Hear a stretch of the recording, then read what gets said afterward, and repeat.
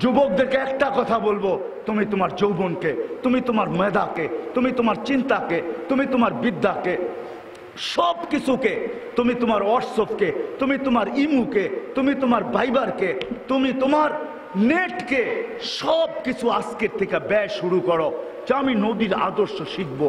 আর নবীর আদর্শ মানুষের কাছে ছড়ায়া দিব, মানুষের ঘরে ঘরে ছড়ায়া দিব, জীবনে জীবনে ছড়ায়া দিব।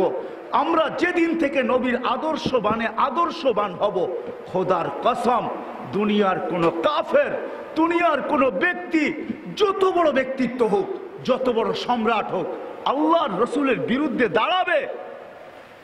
হায় হায়, আল্লাহ শিখাইছেন, একজন আল্লাহর রসুলের বিরুদ্ধে দাঁড়াইছিলেন, তো আল্লাহর রসুল বলছিল যে ওকে আল্লাহ সিংহ পাঠায়া দিয়া ওকে ফাইরা ফেলবে, ফাইরা। ওই সিংহ এখনো আল্লাহর খাজিনায় আছে না নাই? আছে না নাই? আল্লাহর কাছে ওই কুকুর এখনো আছে, কালবুম মিন কিলাবির রহমান, আল্লাহর ভান্ডারের কুকুর এখনো আছে। আপনার হাত কালো করতে হবে না, আমার হাত কালো করতে হবে না, শুধু আপনাকে আমাকে নবীর কেরিয়ার আলা হইতে হবে, নবীর আদর্শে আদর্শবান হইতে হবে। আমি সাথে সাথে এই মজমাকে একটা কথা বলবো, আমাদের হাত পাও বাঁধা, আমাদের মুখ বাঁধা, আমরা যদিও ভিতর থেকে রক্তক্ষরণ হইতেছে, আমরা ওইভাবে নবীর বিরুদ্ধে যারা বলে তাদের বিরুদ্ধে আমরা দাঁড়াইতে পারি না, কেননা আমাদের হাত পাও বাঁধা। ঠিক না? সত্য তো? সত্য তো?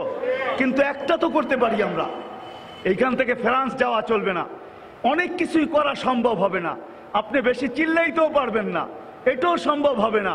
কিন্তু আমি আপনাদের কাছে ওয়াদা নিব, আজকে একটা করা সম্ভব, সেটা হলো প্রতিদিন এই মজমা যতদূর আমার আওয়াজ যায়, মা বোনদের পায়েও হাত রেখা বলি, প্রতিদিন আজকের থেকে ফ্রান্সের ফয়সালা, নবী দুশ্মনদের ফয়সালা আকাশ থেকে যতদিন পর্যন্ত না আসে, আমি ডেলি 2 রাকাত সালাতুল ইস্তেগাসা পড়ব।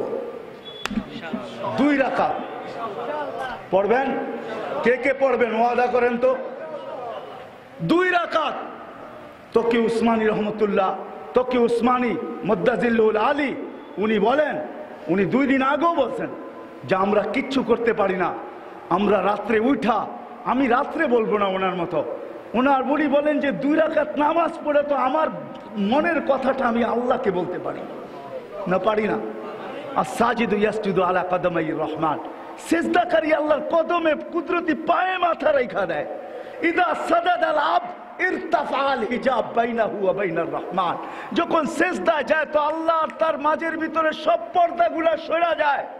মুসা আলাইহিস সালাম 70,000 পর্দার এই পারের থেকে কথা বলছে, আমরা যখন কথা বলতে চাবো তো আমাদের মাঝে আল্লাহর মাঝে কোনো পর্দা থাকে না। ওই অবস্থায় আমি আল্লাহর কাছে বলি, আল্লাহ আমাদের হাত পাও বাঁধা, নবীর ব্যথায় আমাদের রক্ত ক্ষরণ হইতেছে, আল্লাহ আমরা কাউকে বলতে পারি না, আল্লাহ আমি তোর কদমে বলতেছি, আল্লাহ তোর কুকুরদের ভিতর থেকে একটা কুকুর নির্ধারণ কর। তোর কাছে কুকুরের অভাব নাই, তোর সৈন্যের অভাব নাই, তোর ডিফেন্সের অভাব নাই, তোর কুদরতের কোনো সীমা নাই, তোর ক্ষমতার কোনো সীমা নাই।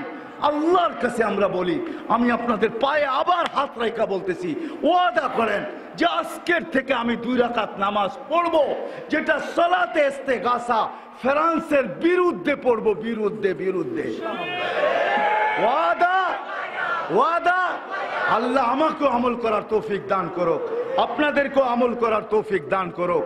ওমা আলাইনা ইল্লাল বালাগ।